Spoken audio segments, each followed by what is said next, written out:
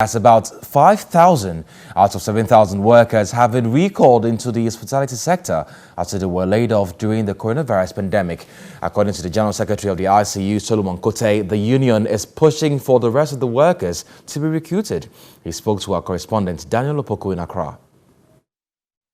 In 2020, more than 7,000 workers in the hospitality industry were laid off due to the coronavirus pandemic.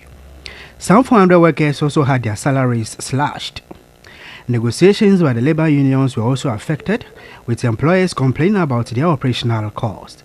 A year on, some 5,000 out of the 7,000 workers have been recalled. General Secretary of the Industrial and Commercial Workers Union (ICU), Solomon Kote, told TV3 workers who also had their salaries slashed have seen some restoration. We can say over 60% are now back to their 100%, and then the 40 we are still struggling to get them through.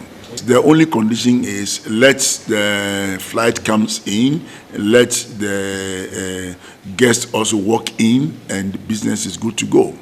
According to the ICU, due to the impact of the pandemic, this year more industries are at a slow pace. The industries, I would say the growth rate is very, very, very slow.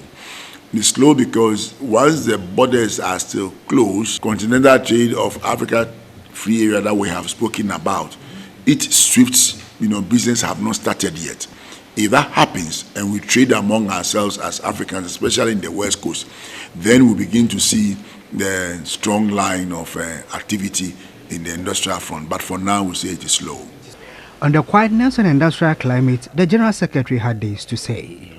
The labor front has been extremely quiet because government have really shown, some commitment in terms of close relationship, in terms of talking issues, in terms of working issues, in terms of delivering on their promise, how bit slow it is. In fact, this has been a significant, difference. And because also the COVID-19 is also not gone at all, it is also holding up any other reasonable action that one may want to take.